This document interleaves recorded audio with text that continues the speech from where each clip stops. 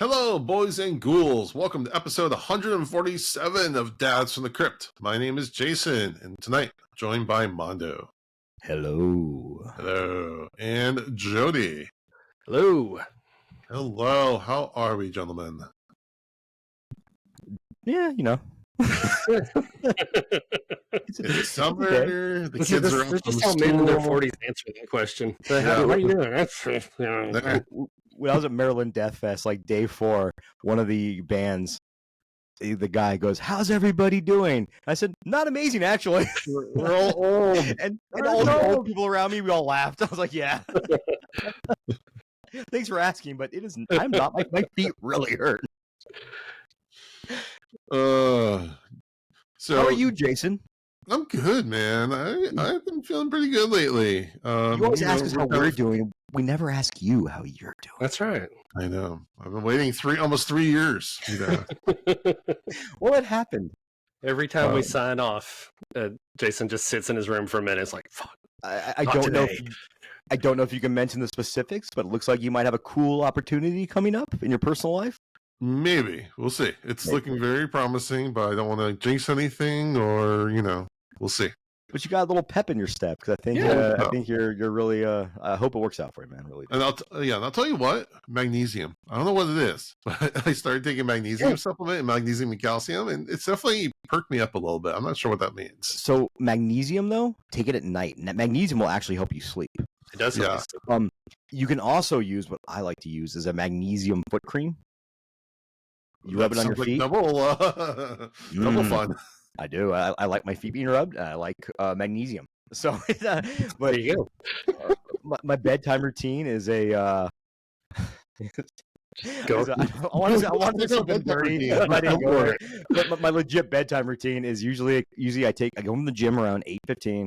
I take a shower, have dinner, take my edible, and then right when I'm in bed, I put my magnesium foot cream on. I put my hostage tape nose strip on. There you go. 41. I'm learning how to sleep. I still don't know how. I still do it bad every night.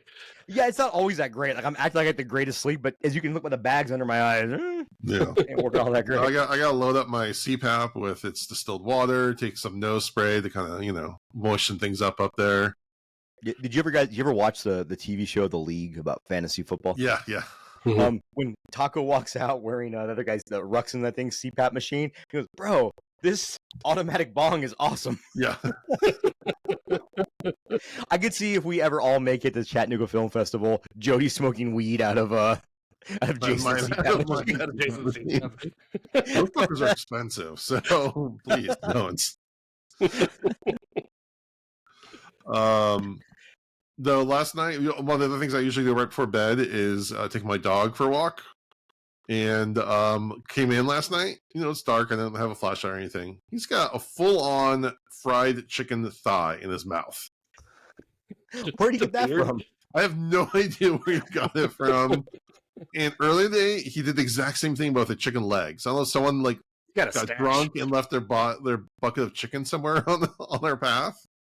It just sucks because that was a living animal. And that living animal's like, you know what? I have dreams and aspirations. I'm gonna go to college, get the fuck out of this shitty town. I'm gonna, and then nope, you're gonna end up as a chicken thigh on the street that a dog finds. Yeah. Road food. Like I was talking to Kel, and I was like, I could totally see myself if I suddenly was a multimillionaire, buying a little homestead somewhere, and raising some farm animals and some vegetables. I said, we're so removed from the food that we eat. I said I'd have to butcher the animals. Like I don't want to. But then my wife knows me too well, and our discussion was I would just end up with 18 pet cows. And I become a vegetarian. That's really what happened.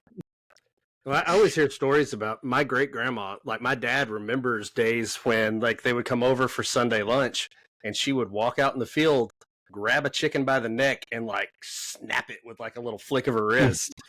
And I'm hearing this story thinking, I guess I'm a vegetarian in that world because I just couldn't do it. Southern vegetables, I could eat the mashed potatoes. I fully will admit, I respect anyone who goes that hardcore vegan lifestyle, that vegetarian lifestyle, because of their love for animals. I think that's a beautiful thing, and I'm just not strong enough to do it. And I don't mean that as a joke. I mean I just can't, and I'm not gonna say I can't. I'm making a choice not to, because anyone can do anything if you really, not anything, but you can do most things if you put your mind to it. My daughter's going back to being pescatarian again, and I thought about it, but it's the hard part too. Is also the other thing I respect about vegetarians and vegans is sometimes it's hard to get food and eat. Mm-hmm. Whereas, like, as a diabetic, sometimes it's hard to find food I can eat. Yeah. And I really respect the fact that you have to cook all your own food, you have to make all your own food, you have to go to very specific restaurants. Whereas it's so easy just to grab a pound of ground beef, throw it in the pan, and you can make tacos or burgers or anything. But cows are fucking adorable. That's really bothering me. So speaking of pescatarians, I was with my wife's sister's family. And we're all just kind of sitting around, and I was talking to their daughter, my niece, is asking her what's new. Like, oh, I'm a pescatarian now. And in my mind, I heard Presbyterian. Jason was enraged. And I'm like, wait, what? I'm looking at her parents to see if they're having any reaction to this.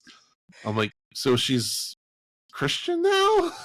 Man, Jason was about to go full-on religious persecution with this burger. It was just like, that's a big thing that I figured we would have heard about, or there'd be some more discussion of, but she just dropped it so casually. The group chat would have lit up at some point, right? I was taken aback.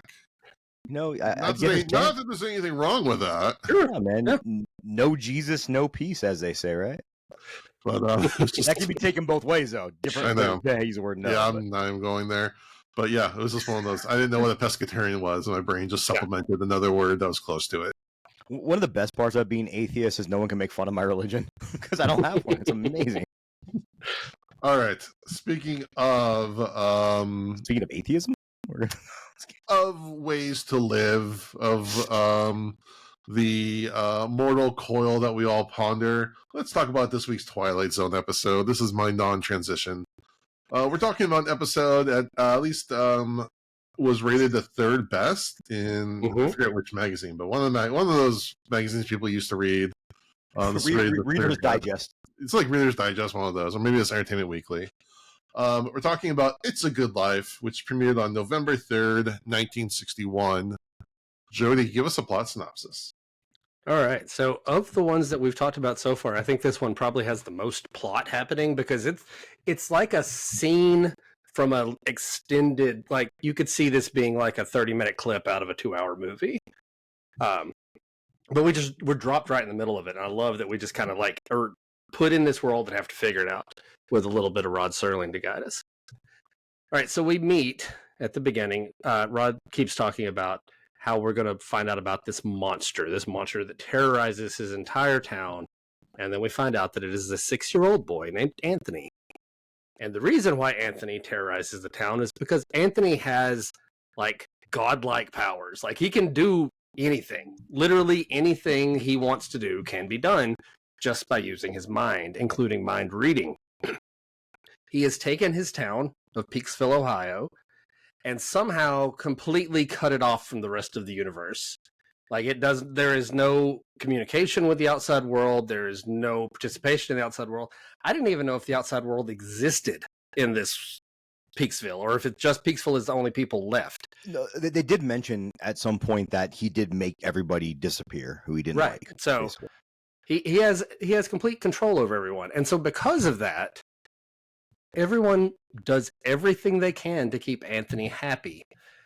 If they upset the 6-year-old, he does things to them or sends them to the cornfield. And we're never exactly sure what that means, but it sounds ominous. You're being sent to the cornfield. He creates little creatures, like he makes a little 3-headed gopher with his mind. And then he says, and now I'm going to make it dead. You be dead. Just super intense. If you've ever been around a 6-year-old, 6-year-olds can be super intense and say some unnerving things. This one has god powers. What I like about it, though, he's doing it with almost a childlike enthusiasm. Oh, yeah. You can tell he doesn't feel what he's doing is wrong. He doesn't understand. He's 6. Well, because from what I understand, hearing this story, is he's always had these powers. And so, I mean, have his parents ever taught him how to be a good person or how to discipline him or anything like that? No. Anthony does whatever he wants. Take Brightburn for an example, though. It's very similar to that, Right. where they did try to teach that kid right from wrong, and he just realized, oh shit, well, I can do whatever I want. I don't have to Why am I listen to listening anybody. you? Yeah. I always joke to the parents that drop their kids off for jujitsu and just sit there and don't train. I'm like, what the fuck are you gonna do when you ask them to take out the trash in 5 years? Like, he's gonna say no. You fucking take the trash out. All right. So as I said, the people there live in fear of Anthony. Constantly telling him, it's good that you did that, Anthony. It's so good. That 3-headed gopher, that's a good gopher, and you killing it, that's good too, Anthony. Everything's so good. And they can't even think bad things about Anthony because he can read their thoughts. And he doesn't even understand that what he's doing is harmful. Like he talks about wanting the other kids to come play. His dad's like, well, last time the kids played, you sent them off to the cornfield, so the other parents don't really want to send their kids here. He just doesn't get it because he's a 6-year-old, and 6-year-olds are little agents of chaos. And this one just happens to have all the power in the world. And so one night each week, Anthony gets the town folks together, and he gives them 1 hour of television, which he just kind of creates with his mind.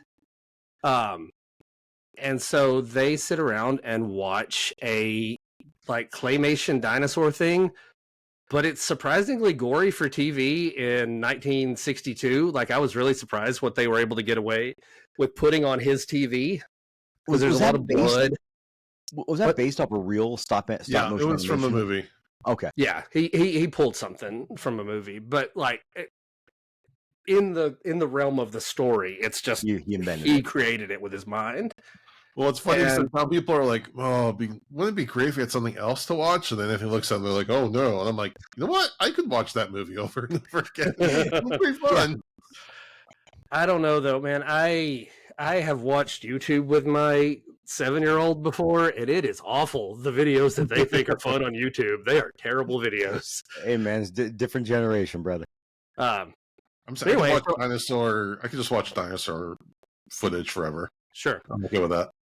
So the only one who ever says anything kind of against Anthony is his aunt, and that's because basically she complained early on. She was very close to him, and she complained, and he basically made her mentally not able to think the way that she was before. He messed her up because she complained, but she'll still kind of complain a little bit. Everyone else just puts on that, oh, it's so good, Anthony, it's so good. Anyway, after they watch the dinosaur show, the adults are throwing a party for their friend Dan Hollis, and he gets two presents from his wife: a bottle of brandy, which we find out is only one of 5 bottles left in the village, which means basically in the world, and a Perry Como record. And he wants to listen to his record. He wants to put it on the record player that's in the house. But everyone says Anthony doesn't like singing. So they were, well, what if we just listen to the music? Well, you might accidentally hear a little singing. So I think it's just best not to listen to it. And so Dan sits over away from everybody else while another man plays the piano, and Anthony sits next to him. And Dan drinks the brandy. He drinks a whole lot of the brandy, and he starts getting a little bit bolder and a little bit drunker. And he starts complaining about the town not being able to listen to his record. No one's singing Happy Birthday. And he starts singing Happy Birthday. And Anthony just kind of glares at him when he does the singing. And then Dan finally snaps, and he confronts him, and he calls him a monster and a murderer.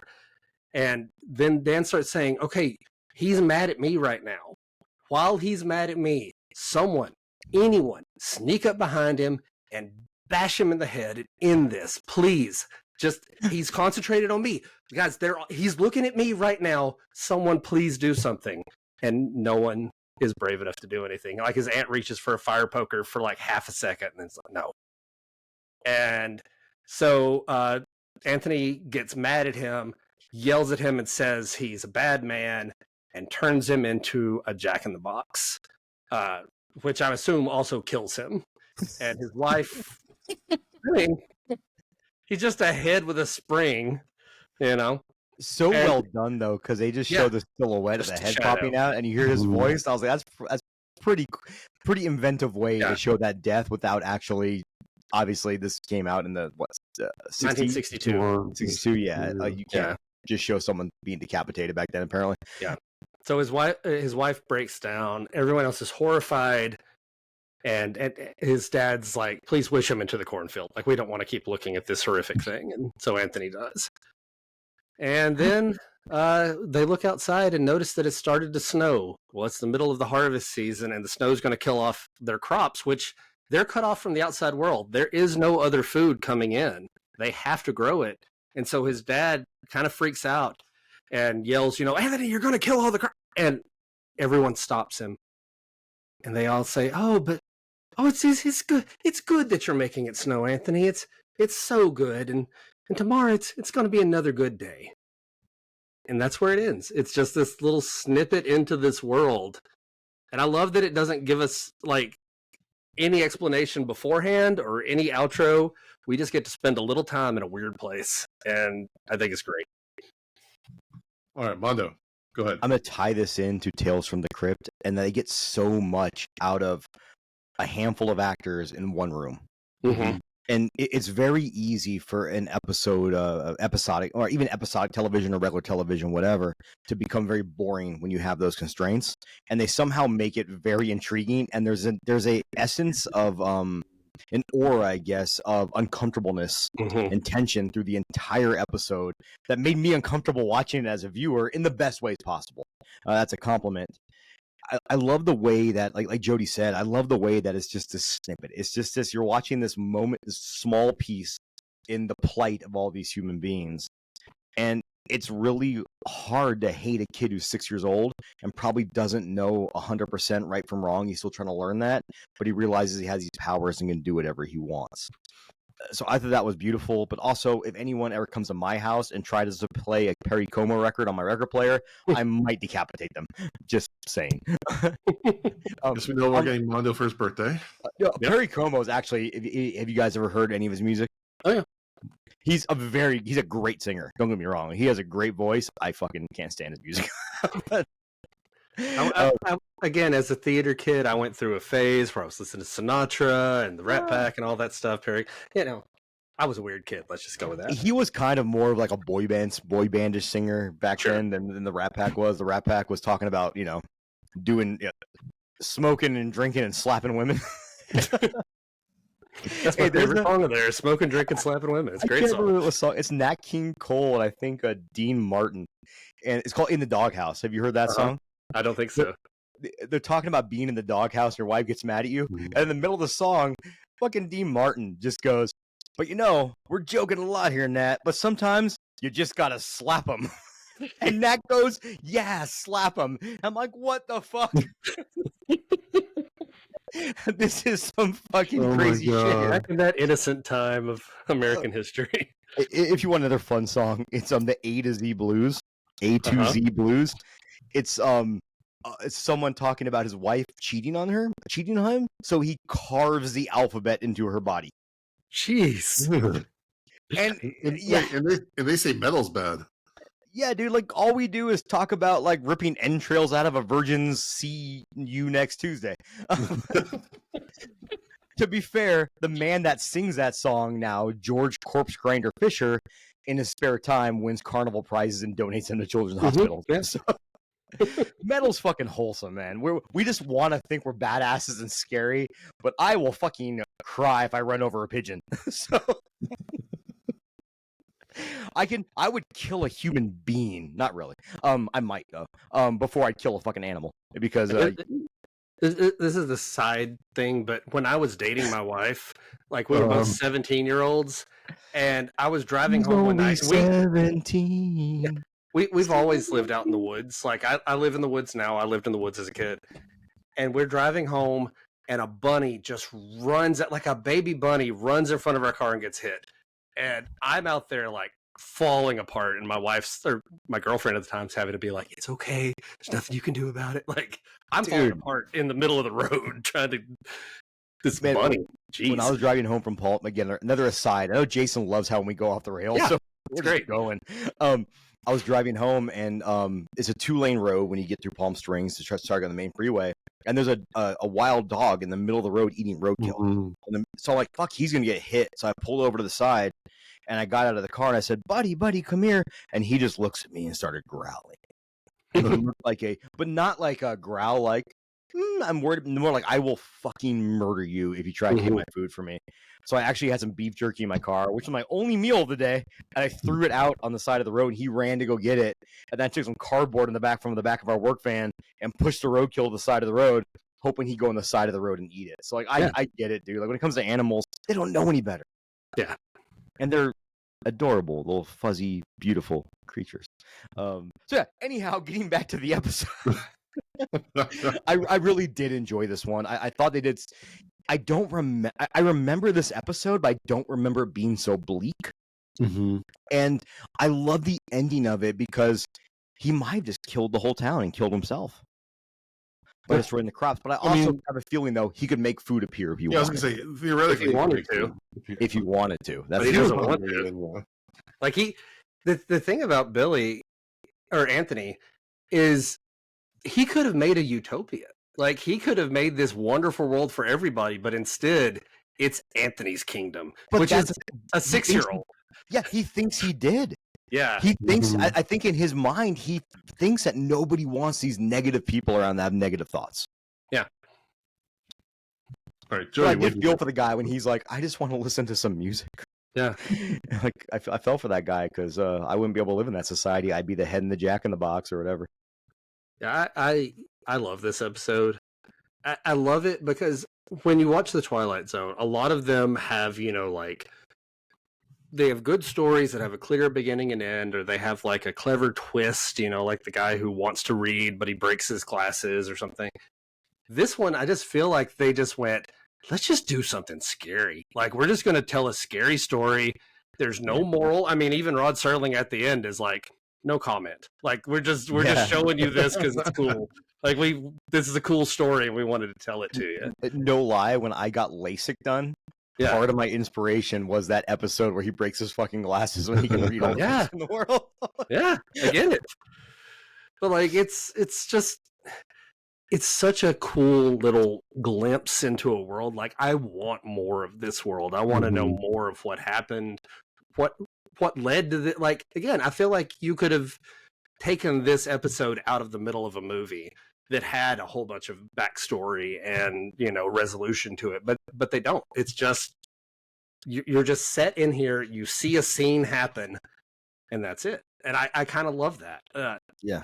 Apparently, when the Twilight Zone came back, like in the 90s, they did a sequel to it. Or in the 2000s. 2000, yeah. So this was like the longest it's ever been between like one episode and like its quote sequel episode. Yeah. And I've never seen 41 years. Yeah, I've never seen it, but I want to look it up. It's still a good life. It's called because it has the same actors.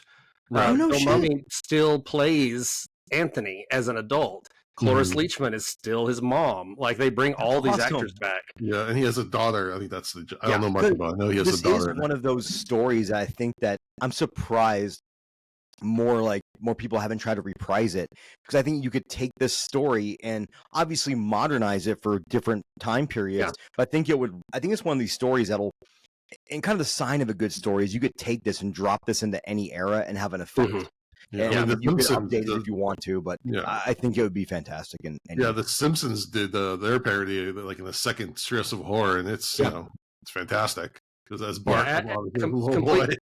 Completely randomly, the night that I watched this, a lot of times we'll throw on Treehouse of Horror episodes and just like put it on shuffle, and I got that one. Like, would it be cool if Jason invited us to do those episodes with him? All I do is get an email from Jason going, "Hey, can you have this on the? Can you edit this by this date?" I'm like, "Oh, I didn't even know you did them because you don't invite us." That's not entirely true. I think he invited us a lot at the beginning, and we both had schedules that didn't allow for it, so he just quit after a while. It's enough scheduling just to get you guys on for these. You have 7 kids. I have 1 adult child. Hey, I have 6. Okay, 6. I know. I'm not complaining, but I always, to Jody, the reason I always think 7 is because there's an Iron Maiden song, "Seventh Son of a Seventh Son," and I always think 7. I can never get that out of my head. Because if you're the 7th son, or if you have a 7th son and he has a 7th son, that kid's got fucking powers. Or he not like this kid. Not like this kid. He's gonna have cool powers. He can turn water into shaved ice without a freezer. Handy. So, yeah, I was a little maddened. I didn't need an explanation, but I was really hoping for something more at the end, and I was a little annoyed at first. But I think now that I've digested it and hearing you guys talk about it, it doesn't really matter. I love how much we sway Jason with our positivity. Jason is basically like Oscar the Grouch, where he has this great underground home, but he lives in the fucking trash can part of it. He just is grumpy old man. No, it was just, no. And again, I don't need an explanation for how we got there. I was just looking for a little bit more arc. Well, there's no resolution to the story. Exactly. It just ends. And there shouldn't be. There really shouldn't. I appreciate that in this story, but a lot of times I get it. Like most stories, that would frustrate me. But yeah, I think thinking it through some more and hearing you guys talk about it, I kind of land on that being the right call. But yeah, because this episode is terrifying on so many levels. Mm-hmm. Just, there's a human instinct of just, when someone has ultimate power over you is always a terrifying thought. And then, as parents, we've all dealt with 6-year-olds who have tantrums, and we know how terrible they are. But imagine if that kid could really do whatever they wanted, and just, that's just an extra terrifying thought. I mean, being a parent and knowing that there is always, in some version of reality, the chance that you could raise terrible children who do horrible things to you. Mm-hmm. And that's a thing that I think crosses a parent's mind, at least at some point in their life, is like when their kid's freaking out or something, like, am I breaking this kid? Like, is this going to ruin them and me? And, I think it plays on some really real fears there. Yeah. And then there's a whole other level of when you think about tyrants, like on like political or on a governmental scale of, adults that act like this, that actually do have the finger on the button that could send all the missiles. How different are they from a 6-year-old, like this? Like, so this was what would happen if a certain person somehow gets enough votes in fucking November. I don't want to go there fully, but it made me think of, and had these powers, because it would be a child with unlimited power if he had these powers. And because that's like one of the biggest hallmarks of a dictator is they either refuse to accept reality or they bend the reality to what they into whatever they want it to be. Right. I'm surprised exactly what a kid will do. Just saying. Yeah. So I don't want to get political per se, but there is definitely a parallel there. And again, coming right out of World War II, I'm wondering if that is somewhere in the ether of what they were writing this about. We'll get more into World War II in the next week's episode, but I think that's definitely on the consciousness of pretty much a lot of the Twilight Zone episodes. Other surface level are running underneath. And in the 60s too, there's a lot. If you look into American history, like true American history back in the 60s, there's a lot of turmoil going on in the U.S. as well. Go ahead. Sorry. No, go ahead. I think it's just feeding off also a lot of that fear, and a lot of Twilight Zone does feed off that fear in the most positive way, because it's kind of like how you see how horror throughout the decades, you can kind of tell like Night of the Living Dead during the Civil Rights Movement, and George Romero having a black lead actor who gets killed at the end by the police or by yeah.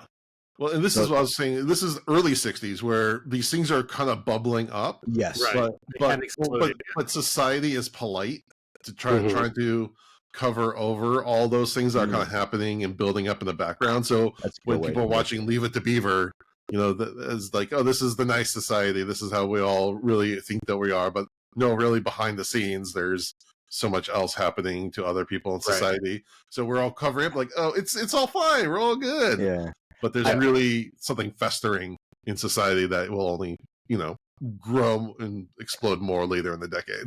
I think one of the beauties of horror is you have these directors that are super socially conscious and very smart and know how to weave social issues into these horrific movies or these horror films.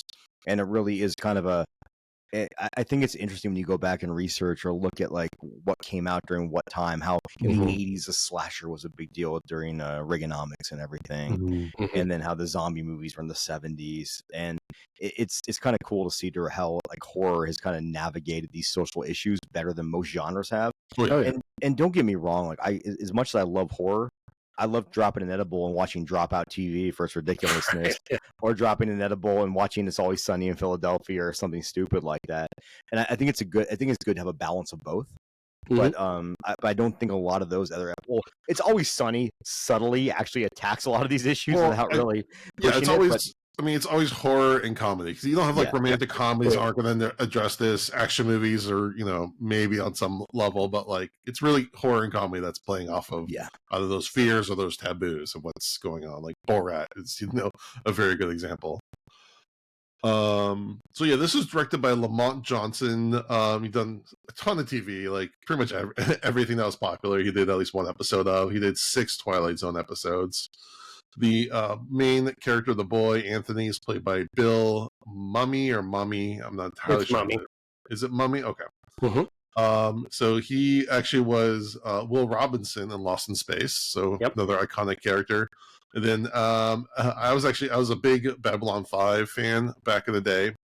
And he was one of the characters, Lanier, on that one. And then he also, I need to. Yeah, Bill Mummy yeah. was. I used to have these Dr. Demento CDs Right. as Oh, a no way. teenager, and there's a song called Fish Heads. It's just like fish heads, The fish fish heads, heads, roly roly poly poly fish fish heads. That's heads. Bill Mummy. Yeah, it's Bill Mummy. That's his song. that's cool. Yeah, no, he's done a ton of voice actor work. He's still working right now, so epic legendary guy right there. Yeah. And again, it's hard for me to go through a lot of the other adults and to see what was popular, what was big back then. But obviously his mom is played by Cloris Leachman, who is a Big one. legend. Fantastic. Yeah. Young Frankenstein forever on that one. Yes. But, For any of our listeners, maybe our younger listeners that haven't seen Young Frankenstein, go watch that movie. Go watch it. go It's watch so Young good. Frankenstein and Spaceballs. That's you'll have a great time.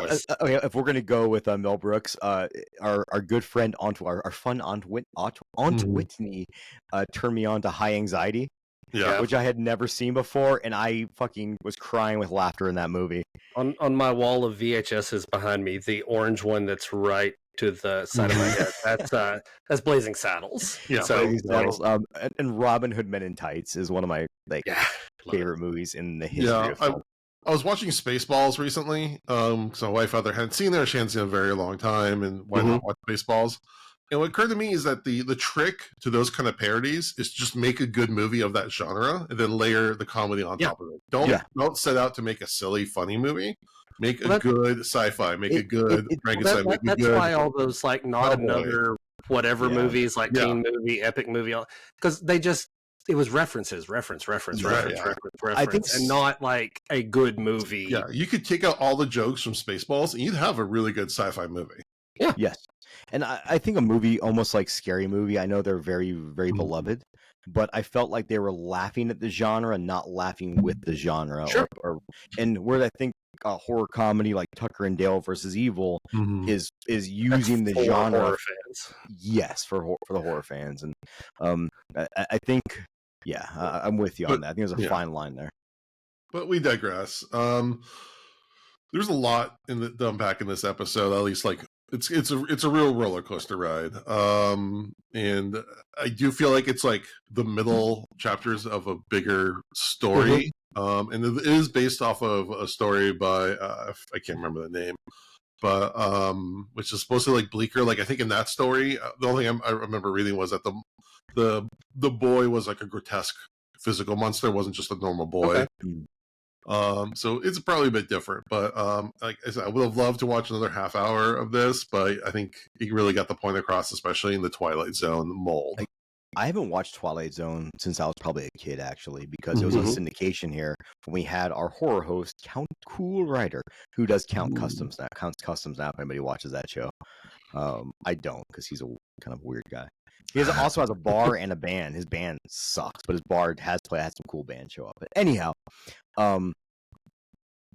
I forgot just how great Rod Sterling is. Oh yeah, Like everybody knows Rod Sterling, but just the way he can come in and almost deadpan some of these things, but make them feel more impactful. And I love that he's on the scene almost in every single one, almost like he is, almost like he's Sam Beck from Quantum Leap, moving through worlds. I think he it's so basically cool. steps out from behind a bush or something. Like Yes. he's always just there. Like he doesn't just appear in a separate area. He is in the thing. And I love that. I think that's really well done. Really cool. But like you were saying, Mondo, there's tension through this entire thing. Like it is so well crafted, like such a well crafted episode. I felt uncomfortable like the entire time, and that's a sign of something good. My daughter got me to watch Baby Reindeer, and we watched 4 episodes in one night, and it is so uncomfortable, but it is it's perfect. Like it's a fantastic show, I need to and watch that. it gives me the same feeling of this episode of just what's going to happen next. Something bad could happen at any second. right. See, I was debating between watching that on Netflix or watching Tires. Yeah, I made the mistake. I chose poorly. check out I'll Baby put it Reindeer. that way. I think you'll dig it. It's really cool. It's really well done. It's definitely on my list. Yeah. I'm also just, we're not in horror news yet, but you mentioned Netflix, and Godzilla -1 is on Netflix. It sure is. So I bought -1 Color off of iTunes. Yeah. Guys, like, it's somehow fucking better as a black and white movie, and I don't understand why, but holy shit, does that movie work as a black and white movie? Yeah. One last thing I want to talk about for this episode is again, they're working within the constraints of television at the time. So obviously they can't show a 3-headed gopher, they can't show him killing a 3-headed gopher, they can't show him turning down the Jack in the Box. But it is so much more disturbing not being able to see it than if they showed it. Whatever they could have shown at the time, or like they would have shown if they had the ability. Not seeing it is just so much more like disturbing. And they do such a good job with all the reactions to it. Because even the gopher, it's a tiny little scene, but he says, I made this thing, and everyone looks at it and they're like, yeah, that's great. And then he says, I'm gonna make it dead.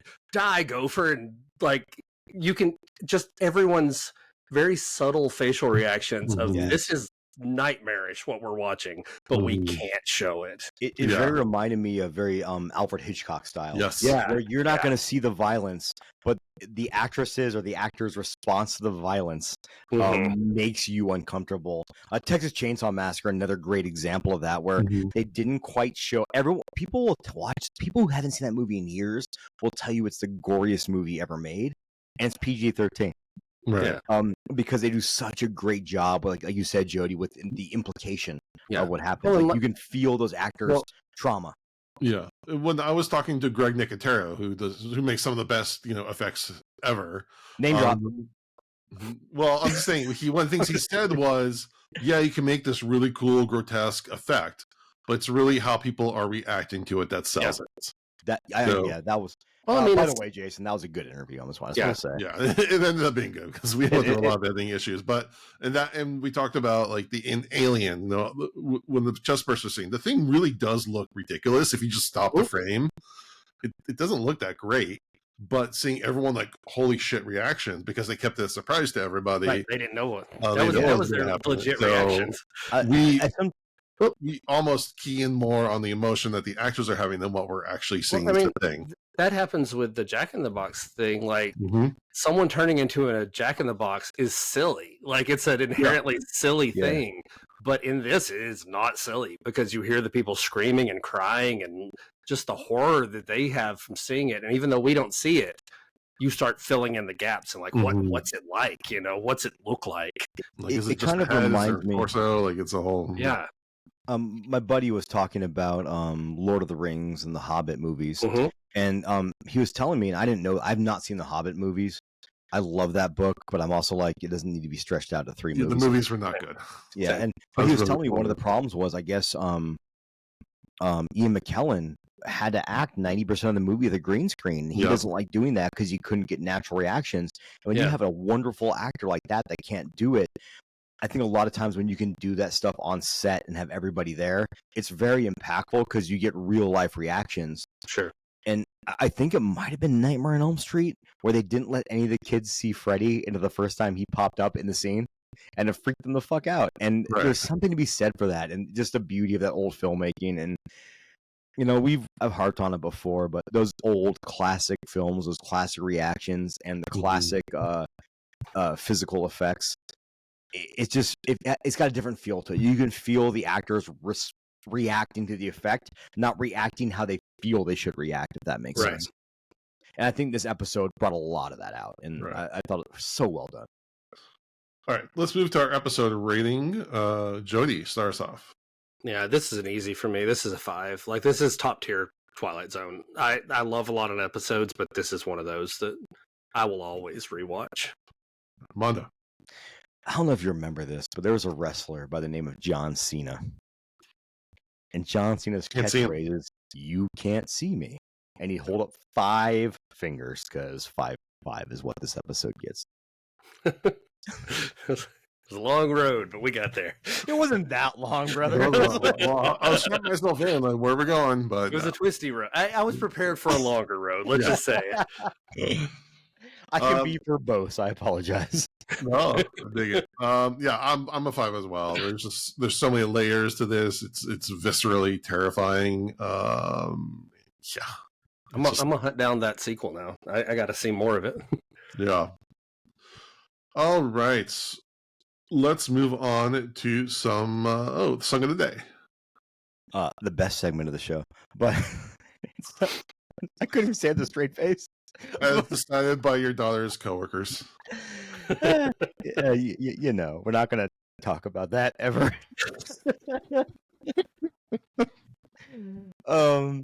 Anyhow, it is one of my favorite months of the year because it is Pride Month. I am a cis male, but I love the fact that you get so many people that are triggered by this month because of the fact that we're trying to celebrate diversity in a country founded on fucking diversity. So I really want to highlight some artists that are either LGBTQ advocates or LGBTQ artists in the world of metal, because I said this before, metal is a fucking homogenized genre for the most part. You have white people and Mexicans. And that's it. And mostly male. So I love seeing when people step outside of that social norm. And especially in my most beloved genre of music, which is black metal. Because black metal was built upon the idea of rebellion. They're fucking burning churches to say, like, no, we want our pagan fucking churches back because you fucked us over. And it was built on the spirit of rebellion, the spirit of living outside the box, living outside of societal norms. Yet you have all these gatekeeping assholes that act like if you're gay or LGBTQ, you cannot be part of the scene. So I love when we see people permeate these parts of the scene, and even whether they get popularity or not, doesn't matter. They're making some great music. So the band I actually picked is a band called Violet Cold, and they're kind of a shoegaze black. I call them black gaze is kind of the terminology for a black metal band that has a lot of those shoegaze mentalities and almost goth sounding kind of music. And Violet Cold, back in 2021, released a record called Empire of Love. The band is from, and I'm going to royally butcher this name. The country is Azerbaijan. Azerbajan. I think Azerbaijan. And I think a very religious country. Very much Christian and Islamic, but very against anything outside of those social norms they think are inside of this book. So he tends to write music almost chastising this process because he's a big advocate for LGBTQ people and for people from different walks of life. So the album he did that I really want to kind of highlight is an album called Empire of Love, because the album cover is a rainbow flag. Nice. And he really, to do this in a country with religious oppression, like, that's pretty ballsy. Mm-hmm. Like, there are black metal bands from like certain countries, and I can't remember. I'm a little buzzed here, so I can't remember off the top of my head. But that has still deal with religious persecution, that they could probably be fucking executed for the music they make. So when people are willing to stand on that pedestal and be like, no, like this is what I stand for, and you can't tell me I'm wrong, I have nothing but admiration and respect for that. So the album is called Empire of Love, and the song I picked. So sorry, anybody out there who thinks we're fucking too woke of a podcast. You can go eat a bag of dicks, and I don't give a shit. You fucking snowflake. This album is called.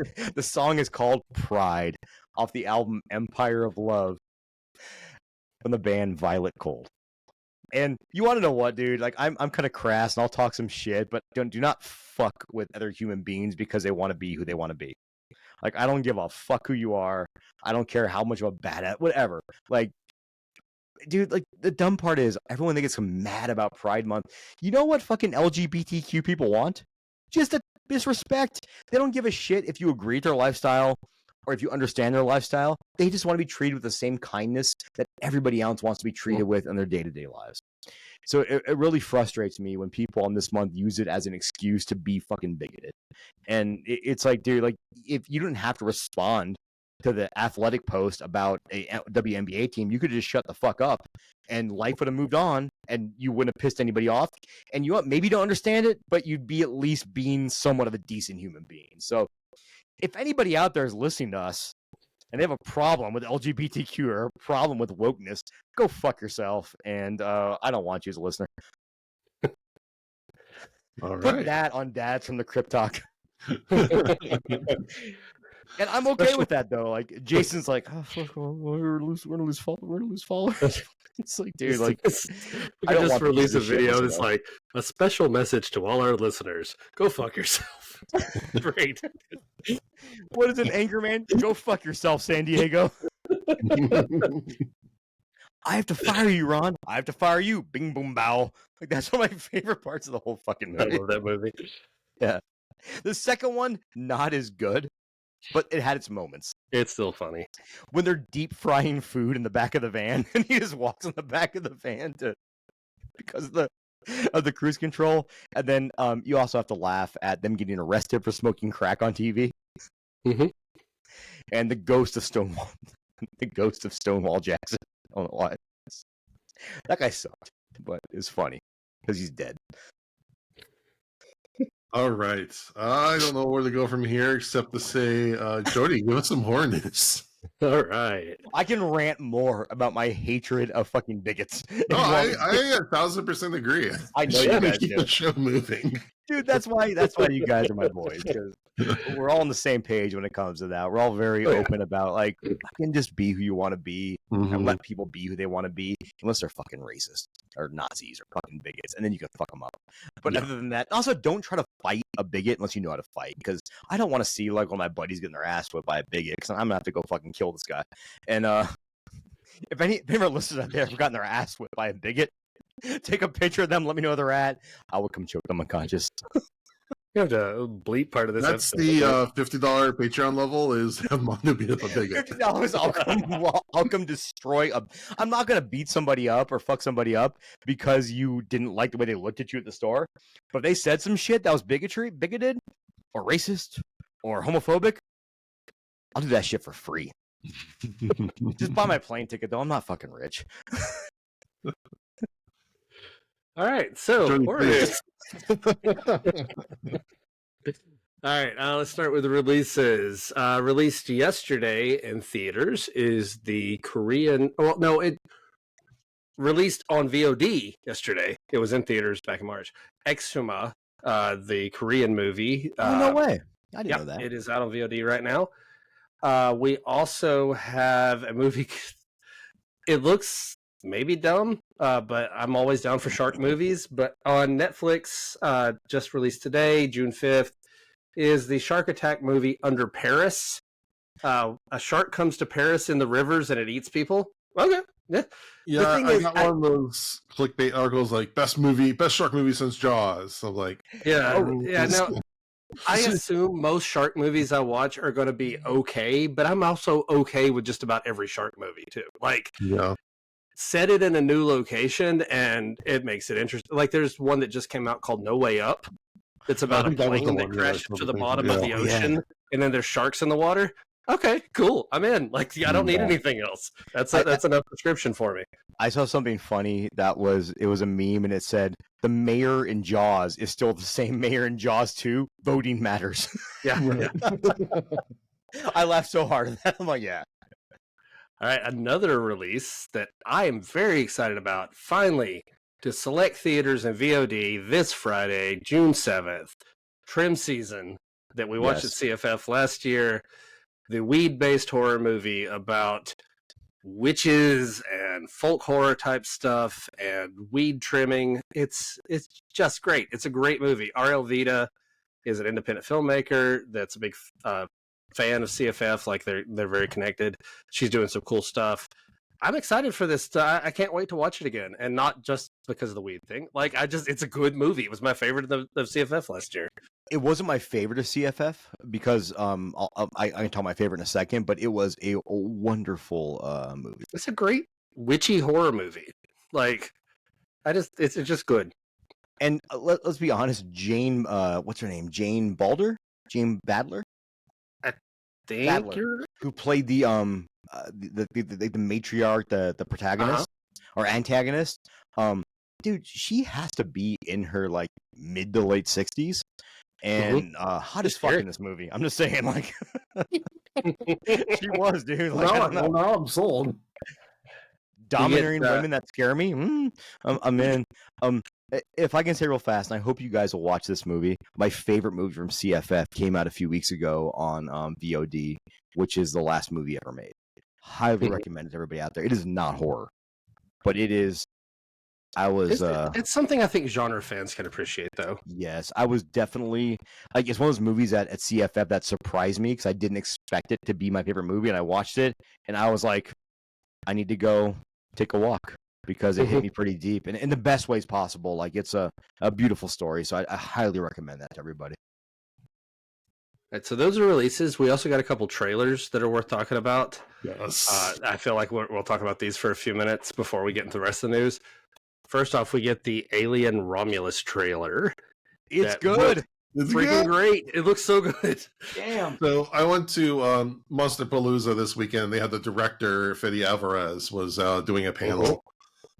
And he didn't give away any information about the movie. And I was really hoping they would show this trailer, but they didn't. So I was a little disappointed on that level. But to hear the passion he has for this and the respect he has for it, and also the same guy who showed the same level for Evil Dead, and then plus this trailer, my expectations are probably too high, so I really need to tamper them. But this is a great trailer. Remake, that Evil Dead remake could have been a simple cash-in, and they went so fucking hard in that movie. Yeah, and realistically, like, granted, Evil Dead 2 is my favorite, but the Evil Dead remake was the goriest one of the entire fucking series. Yeah. The most violent of the entire series. And actually didn't have the comedy of the other ones. And it really stood on its own, great. I think. Yeah, I love it. It's a completely different thing, but it's great. And that's what I'm hoping for with this. That it's not just same old, but it's Fede Alvarez's take on it. Like, it really has some of his flair in there. Because I just watched Don't Breathe with my kids the other day because I've seen it before, but they hadn't seen it. The movie is so well. Yeah, I don't know. I don't know if that's a good idea. Turkey baster. Some conversations about that. We may have had to talk. They're teenagers, but that movie is so Did you ever watch the sequel to that? I haven't. I've had trouble with making the bad guy good guy. I don't know how I feel about it. I was super excited for it. Then I heard people talk about how they try to give him a redemption arc. I'm like, hold on. Like, there's certain things you just can't come back from. Yeah, I watched it like obligatory, and I was like, it's not good. Yeah, but the original one, the original Don't Breathe, is great. Really good. Evil Dead remake, great. And so I have high hopes for this Romulus. When I went and saw Alien re-released in theaters not too long ago, and it had a little conversation between James Cameron and Fede Alvarez beforehand, and that got me hyped for this because this man loves this franchise. He didn't direct it, but he was one of the writers. But I do have a soft spot for that Texas Chainsaw Massacre Netflix movie. Yeah. Yeah, no, The one on I Netflix? thought it was pretty Pretty good. decent. I know a lot of people really hated it, but I'm just like blood flying at the screen, chainsaws flying everywhere, bus full of fucking influencers getting massacred. My age is showing, but I had a good time with that movie. Yeah, I liked it. Though going back to it, some of the things he did talk about, someone asked obviously about the chronology, and he said that like time wise, it's set between Alien and Aliens, but also themes, aesthetically and kind of genre wise, because I noticed a lot of references to Alien. There's like that cool spiral hatch thing that opened, which is straight out of Alien. But then you also see a character walking around with a is it the pulse rifle? Is that what it's called? One of the guns from Aliens. So it looks like there's a lot of meshing between the two. So I think he's going to try. What he's trying to do is kind of have the horror and the tension of Alien, but then also some of the action from Aliens. That sounds great to me. Which is perfect for me. And then also, one of the coolest things he said was that Phil Tippett came in and consulted a little bit. Nice. I mean, come on. You not love that. As we all know, everyone's big fans of stop motion. Mm-hmm. If everyone ever comes to Vegas, I've mentioned the Beverly Theater before we have here, which does all kinds of indie films. They released, before they did a major theater release of Alien, they did a screening of Alien when they're doing Monster Mondays. And I took my daughter to go see it, and she absolutely loved that movie. And then she hasn't watched it yet, but I told her, I said, this movie's fucking great, and Aliens is even better. And it's so rare to be able to say that about a sequel. And I'm an Aliens 3 probably apologist, but Alien 3 has it, and even Alien Resurrection has its moments. I have a soft spot for pretty much all of them. Anything Xenomorph. I'm the big geek for this universe. Yeah, me too. All right. So the other trailer we have to talk about is the Maxine trailer that just came out. I did not watch it yet. I could not be more excited for Maxine. It really doesn't show much of anything, to be honest. It's just a few more character shots and maybe a little bit more of this, a little more of that. But plot-wise, it really doesn't show anything. Dude, I feel like I'm going into it pretty fresh by the time I actually had to see it. Like, I know Kevin Bacon's in it. Like, that's the main thing I picked up from the trailers, and that Mia Goth looks awesome. He's like a detective, Do you know I'm just, I guess, how many, I am almost 2 degrees separated from Kevin Bacon. I did not know that. My buddy Courtney, one of my shout out to Courtney. He won't hear this. He's a realtor here in Vegas, ex 1% outlaw biker. And one of the guys, I still remember my first day of jiu-jitsu I rolled with, and we're both big guys, and he really inspired me to keep going. So shout out Court. I'm gonna tag him and tell him, hey man, like you should. I called you out. Courtney's a great fucking dude, and one of my favorite people in this world. But he sat next to Kevin Bacon on an airplane. Oh, nice. There you go. So I am right. Is that 2 degrees? Or is that 1 degree? I don't know exactly.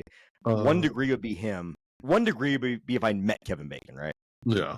Sure. Okay. Yeah. So I'm 2 degrees from Kevin Bacon, which is more than most people. There you go. I did also see that they're going to re-release X. Yes. Before they're going to put X back in theaters. Man, I will definitely rewatch X and Pearl before I go watch this one, just because they're great. I love both those movies. I can't wait to rewatch them. Pearl's awesome, and if you haven't seen X, it's going to give it to you. So you should definitely watch that movie. Very nice. All right, I'm proud of that one. More horror news. Okay, this one's very exciting to me. I don't know if everyone else is excited about it as I am. But Mark Duplass has said that he is making a new series called the Creep Tapes. So it's back in the world of Creep, back in the world of the found footage, and it's tapes that have been found about more of this, more peach fuzz, more of this, whatever it is. I don't care what it is. I love it. I want more of the Creep universe. Speaking of unsettling films, Creep is so unsettling. And then I was very worried about the sequel, and the sequel might be better than the original. It's so good. I think so. It's so good. And Mark Duplass. So again, I learned of Mark Duplass because of the Duplass brothers are famous for they do Blumhouse, right? They're the indie filmmaker, like mumblecore, like yes. And but my first experience with Mark Duplass was The League, where he plays a goofy character. And then to see him to totally switch that role and be this creepy fucking guy was beautiful and so well done. Mhm. Highly recommend those movies. Creep was one of those movies that I heard people talking about, and at first I honestly, like, after seeing the picture of it, like the poster, I thought they were being sarcastic. Like, I thought it was being hyped online as like a joke because it didn't look like anything that would be that good. And I watched it. It's fantastic. It's mainly just Mark Duplass. It's like him and one other dude in the first movie. That's the only characters, and so it's just like pitch perfect character work that makes you feel tense and know that something's coming the whole time. It's And so not good. to give any spoilers for anyone that hasn't seen it, but when you see his VHS collection, I'm like, there's so much potential for what they I could feel do like with this that. series. Yeah, that could be the series alone, just that Right. collection. All right, we got a new action horror movie from the director of Train to Busan called 35th Street coming out, which I'm down for anything more from the Train to Busan I haven't team. heard of It's one this, my but favorite movies. Yeah, that is one of those movies I never watched until Joe Bob did it. Oh my gosh. And at the end, I'm like trying not to be a blubbering mess. I'm No, I just watched. that movie.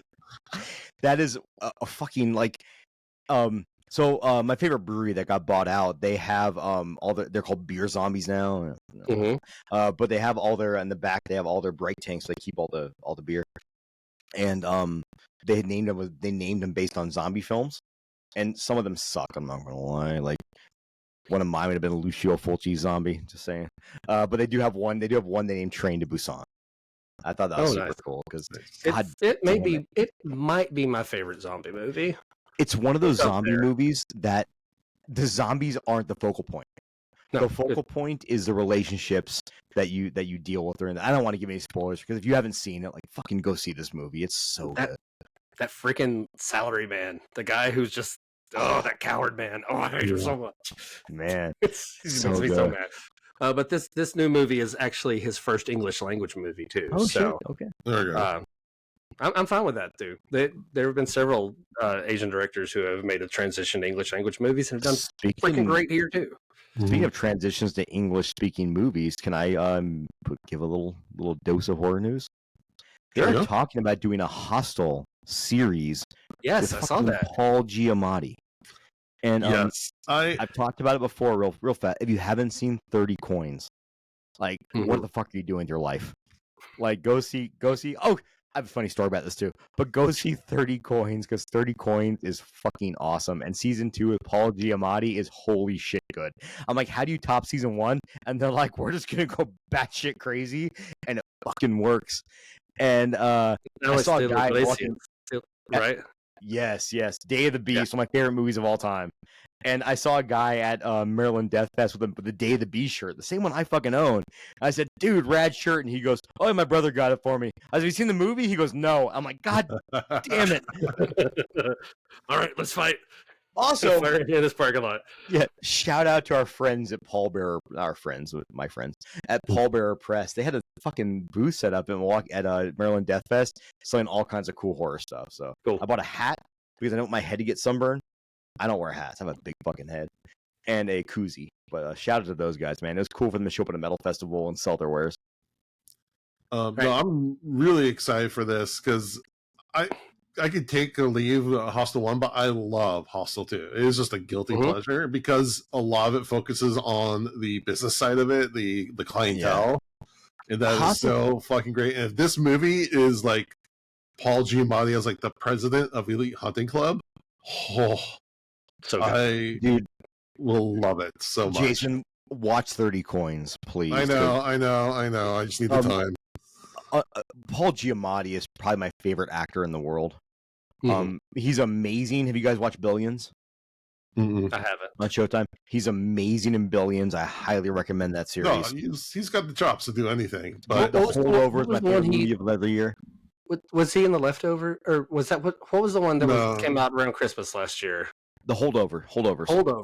Which Yeah, is my favorite movie of last I year. remember. Yeah, I saw it in the theater, and I was 40 at the time, and I was probably the youngest person in the theater watching that movie. But it was so fucking good. And I love my wife, but she likes to be on her phone all the time when we watch movies, and that's one of the ones she put her phone down for because it was so good. Nice. and that's saying something. That was just a fucking. Have you guys seen that?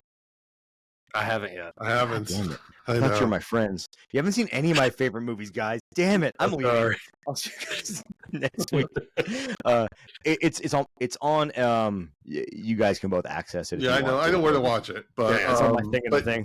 yeah, It's great. But going back, also it's Eli Roth. I don't know if he's directing, or he's producing, but like because the third one was really bad because he had nothing to do with it. But him coming back to it also has me very, very excited. I didn't hate the third one because it was based in Vegas. Right. And I love the fact that like nothing in Vegas looks like that movie. No.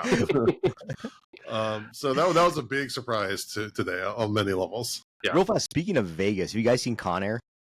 Oh fuck yeah! When the plane takes out the Hard Rock Casino. The funny part is the Hard Rock Casino is nowhere near the Strip. Well, I'm sure it's all dark. That's now the Virgin Atlantic Casino. But Hard Rock International just bought out the Mirage. They're shutting the Mirage down, and now we're actually going to have a Hard Rock hotel with a cool ass looking guitar on the Strip. Oh, cool! There you go.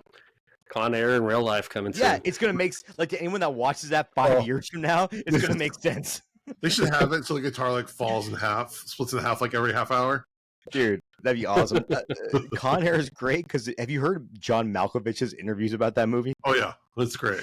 Yeah, when he's like, I didn't fucking, the script didn't really exist. He just made up half the lines. I'm like, oh god. Mm-hmm.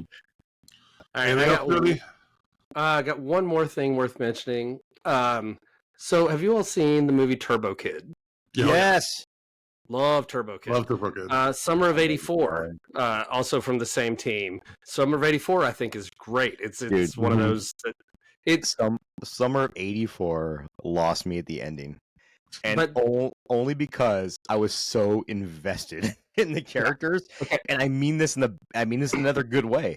Is that it really fucking kind of when I watched it, I was mad, and then when I thought about it, I was like, "Fuck, that's good." Yeah, see, I'm gonna say the ending sold it for me, and spoilers for Summer of '84 right now, so skip ahead a little bit if you don't want to hear this. But through the whole thing, it's treated like this, like Stephen King-esque, like, oh, we're gonna go solve a mystery and find a murderer, and then they do, and it's fucking horrific. And finding a murderer is bad and scary and dangerous. And I thought it was great because it took this whole like 80s kids thing and made it awful at the end, because that's what it would really be. Like, it wouldn't be a fun adventure. It'd be terrible. It's basically the Monster Squad if Dracula just fucked all the kids up at the end. Yeah, That's basically what it is. But anyway, they have a new movie coming out. The same team, RKSS, who made Summer of '84 and Turbo Kid, called Wake Up. And I don't know if we have much of a plot synopsis. Timely, violent, fun thrill ride is what I'm seeing here from them, which is what they do. So I'm down for more from them. I love their vibe. It's kind of cool because Summer of '84 goes from like almost fun to horrific. Yeah. Where Turbo Kid is just fucking like just batshit crazy and nuts. goes almost horrific to fun. So I think it's kind of a cool dichotomy. But yeah, I want more from that team, so I'm happy for that. Also, Grady Hendrix has a new book coming out. That's worth mentioning too. The Witchcraft for Wayward Girls, and it's in the Southern Book Club like Best Friends Exorcism world. Nice. That's Thank awesome. you, Jody. Grady, we met him. We fucking met him. We sure did. And he was the nicest human being. Like, just super excited. So if I can speak of more book release coming soon is by one of my favorite authors, Paul Tremblay. Yeah. He's coming out with a horror movie, which is I saw about the that. VHS days of horror. Really cool looking. So I'm really looking forward to that. I love that the guy's like an English teacher and just writes amazing horror books on the side that have been adapted into feature-length films. Mm-hmm. I still wish they'd adapt Head Full of Ghosts. If you guys haven't read that book, I read that one a while ago. That's good. That's a great book. It'd be, it might be hard to adapt a film based on how they do it, but because it's so ambiguous as to what actually happened. I think it'd be never hard really know at the end what happened. My only complaint, what's funny, when I saw Knock at the Cabin, is one of those movies that if I didn't read the book, I probably would have loved the movie. But because I read the book and loved the book, that the movie missed some. It was just the ending was just too different for me to really get involved in. Yeah. Okay, let's go to our Patreon question of the week. Would you rather? would you rather have a child that is passive aggressively moody / rude all the time, or one that will lose their shit once a week and you never know when it will happen? Okay, due I'll to take the Jason's sass. real fast, due to Jason's misspellings, let me re-say this one. Or one that will have a loose shit once a week, and you never know we'll what have will happen. a loose their shit.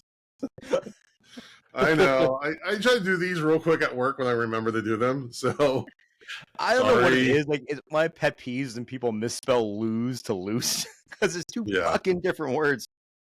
But I don't want my kid to have loose shits all over the house. That'd be weird. Ha ha ha. Yeah. All right. All So I'll answer the question. I'd rather have the sass, the little passive aggressive kid, than the explosions. The explosions just throw the world into chaos for too long. I raise a cynic, and I'm proud of that. Yeah. So, I'm not quite proud of that. I paid for a lot of therapy.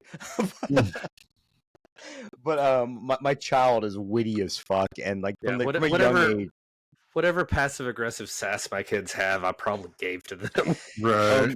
I still remember we were buying school, so I was taking my daughter to Target, and she was 7 or 8, so maybe even younger. I think she was going into 1st or 2nd grade.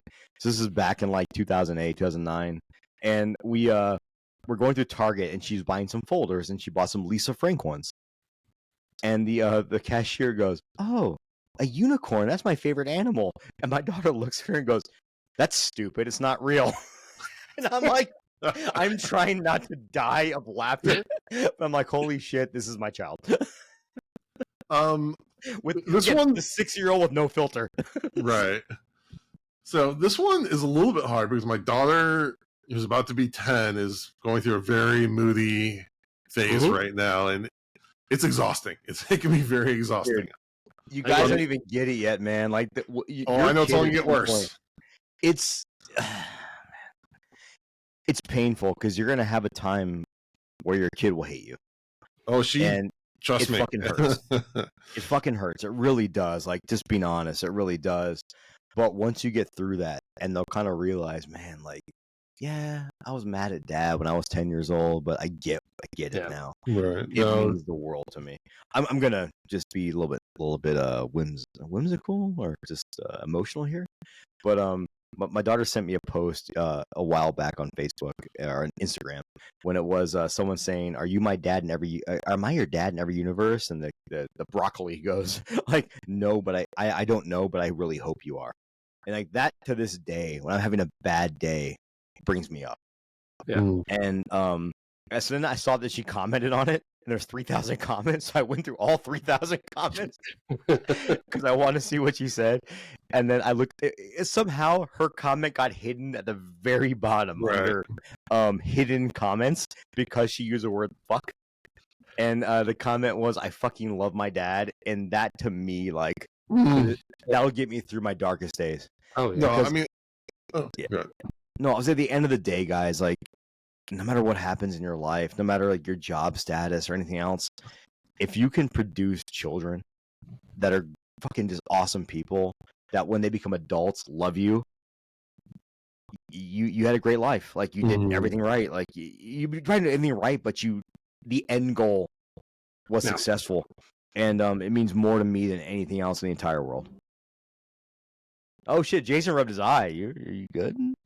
I just don't know how to follow that, but I'm just saying. No, though, she's definitely in that thing where, like, if I try to put any boundary on her, she just says, "Oh, I hate." Not just say I hate you, but she just gives a lot of sass, just pushes back really hard. And I know it's important to set boundaries, but yeah, it's kind of exhausting.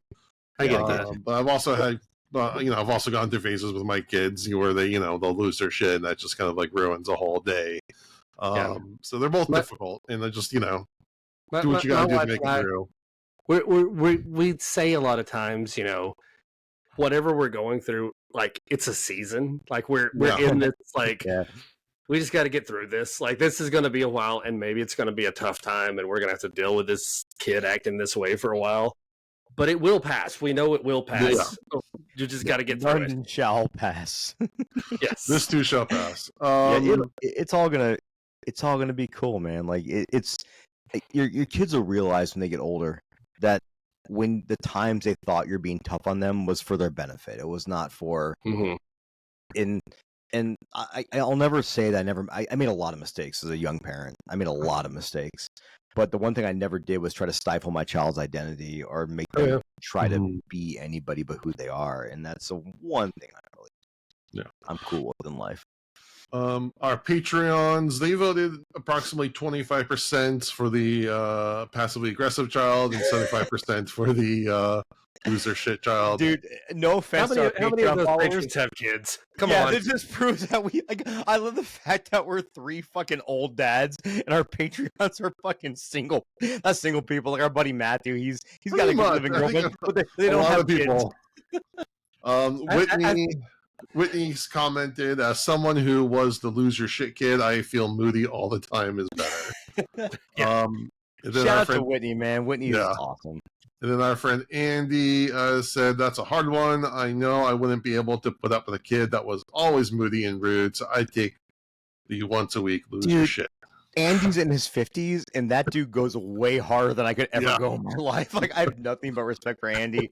And you guys haven't checked it out. He's someone I know would make an amazing father, too.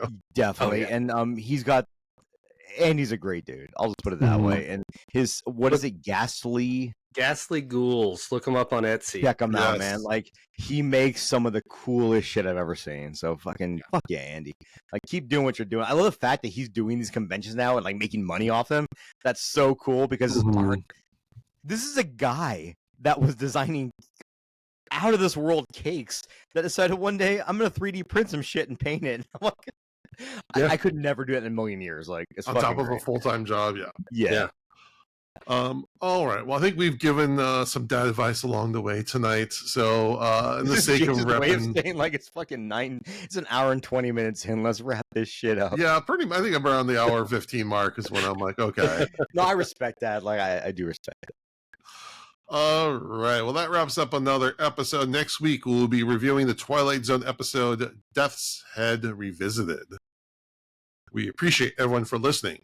We would really appreciate it if you would give us a rating and review on iTunes, a rating on Spotify, and a like and subscribe on YouTube. So there was a guy on Instagram on iTunes that left us a shitty review because we're too woke. Oh boy. I'm okay with that. I love that review. But all you fuckers out there that like our podcast because we're kind of woke, leave a review and counteract this asshole. Just saying. There you go. I will say I don't think we've had a review in 2024, so we're kind of lacking the reviews. I mention it every week. Guys, we meant every week. Jason says, "Leave us a review." Maybe we mentioned at the beginning of the episodes. Now we'll do the outro at the beginning. Leave us a fucking review. I don't even care if you hate us. Give us constructive feedback. No, I do care. I'm very sensitive. I've mentioned this before. If you want to hurt our feelings, just rank us by your favorites. You know, we're gonna have a bad time. Who is the hottest dad? Let us know. Jody, you've got one of us has hair. Oh, okay. Well, we have hair going down the gauntlet here. It's not a lack of hair. Jody, you've got like 12 kids. I'm sure each of them has an iPhone and their own account. Have them leave some reviews for us. Each of them, like I'll give you $1. This is your dad. A little chore for you. Hey man, we're not a Chinese Amazon seller that wants to fucking pay people for reviews. So okay, no, I can just use fatherly authority and say, "Do it, child." Don't pay them, but make them some more of that chicken fried steak. And there we go. Shout out to Jody for the chicken fried steak. I haven't had chicken fried steak in a while. I love chicken fried steak. That looks so good. All right. Like and subscribe on YouTube and follow us at Dads from the Crypt Talk on the TikTok. And leave us a fucking review on Spotify or iTunes, please. We beg you. And with that, we thank you for listening to Dads from the Crypt. Adios. Yes.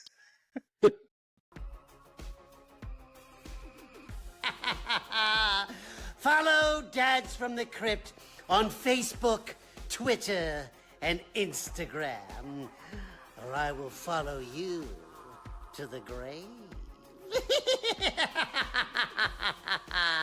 No, seriously, you really should watch. But be careful what you act ask for, you may get it.